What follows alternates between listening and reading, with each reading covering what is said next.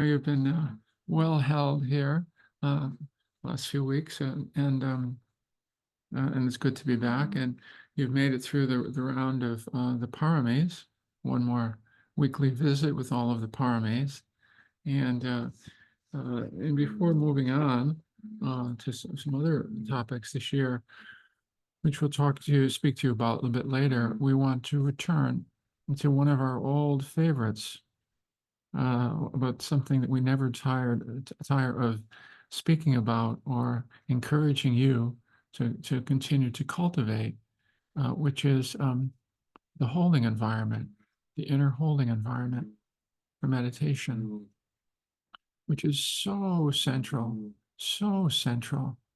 in this practice. Yeah, it's creating that inner warm, connected space, interested, engaged space, relationship to your practice. Yeah.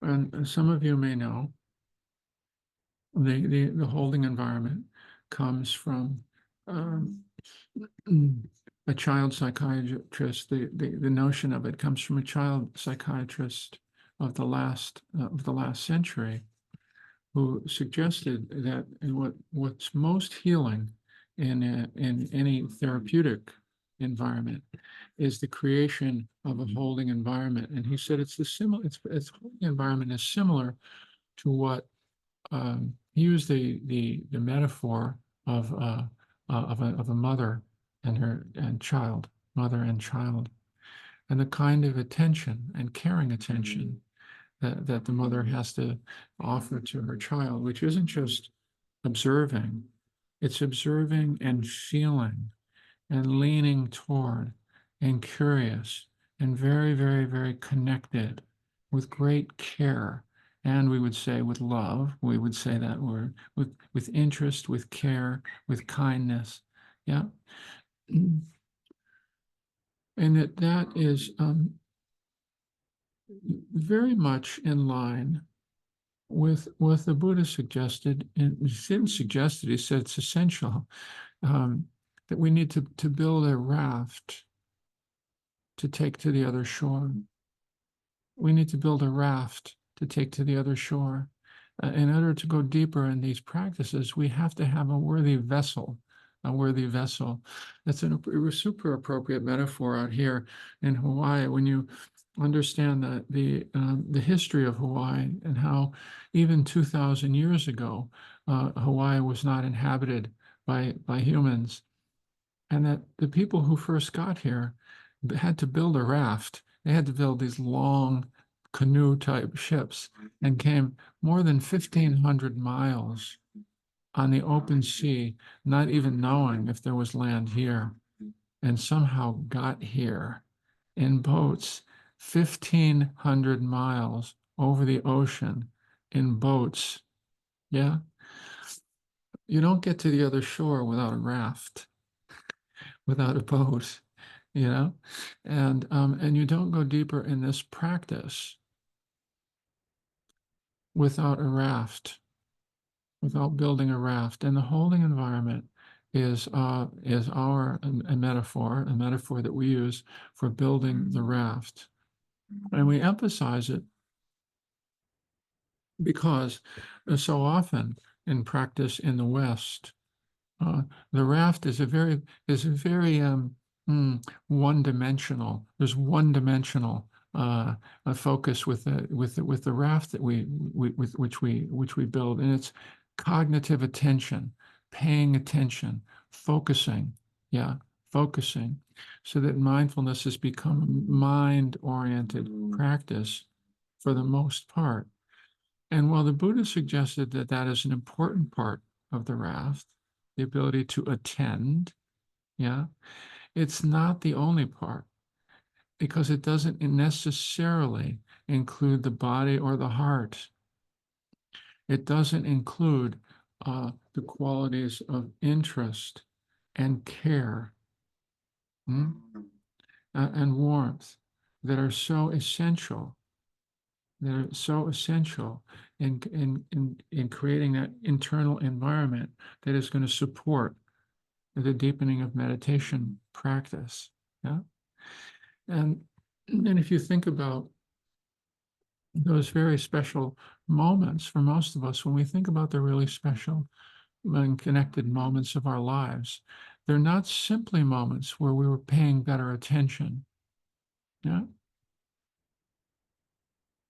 There were moments where there was a deep sense of connection as well. Yeah. A deep sense of connection as well, whether it had been with a young child or a grandchild or someplace in nature or a sunset. Yeah. Yeah. Or with someone who's very, very dear to you. We're not just paying attention.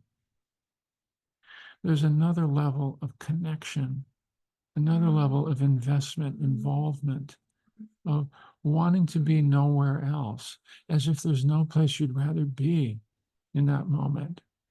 Yeah. There's no turning away from, there's no interest in turning away from it to something else. You're fully there, you're fully present. And while it's easier for us to express that, and we can all understand that cognitively, the practice of bringing that same kind of interest and care and really rapt kind of attention to our inner experience is not something that happens automatically for us, for any of us. It's not something that we've been trained to do.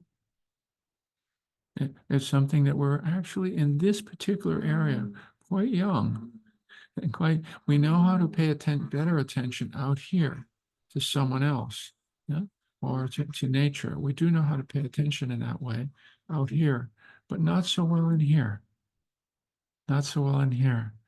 Poignantly, not so well in here.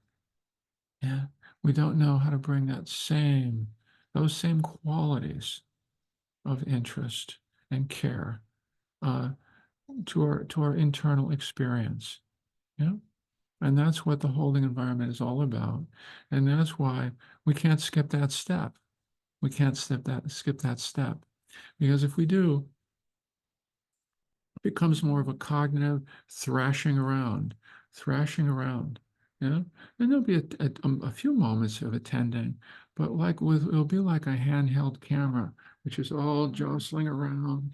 Yeah. And there's all this effort to how do I get back here? How do I stay present? How do I make this happen?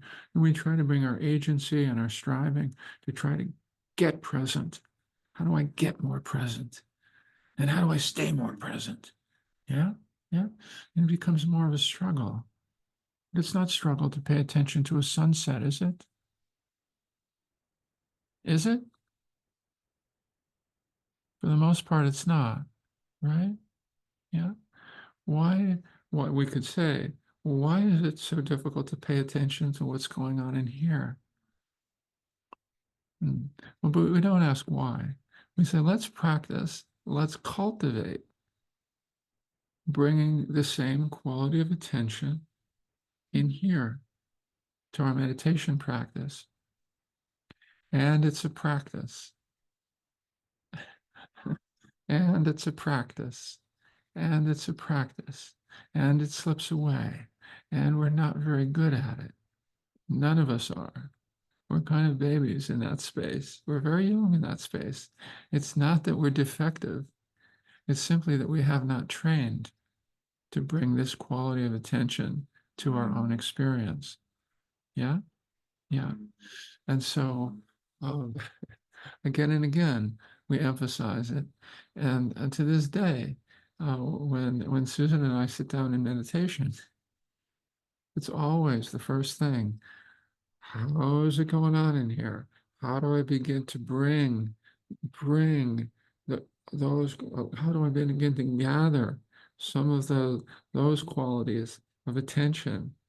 In here, how can I bring a little more softness, a little bit more ease, a little bit more care, a little bit more tenderness, a little bit more interest? Yeah. How do we begin to do that? How do we spend some time doing that? How do we give ourselves permission to spend some time building the raft, creating the raft? Yeah, the internal orientation here. Yeah, for our meditation practice, right? The inner, we call it the inner holding environment. You can call it whatever you like. Yeah, the raft. But it's how do we get the heart and the mind and the body all together? How do we get all in? All in. How do we begin to bring all of those, all of our energies, all of our wild energies, yeah, all of our scattered energies? How do we begin to come in for a landing and come in and simplify in a caring way, yeah, in a caring way, in a holding way, in a holding way, yeah. Mm. So we're going to emphasize this again, as if for the first time, again, for the next couple of weeks anyway. I will spend some time on that, on the holding environment.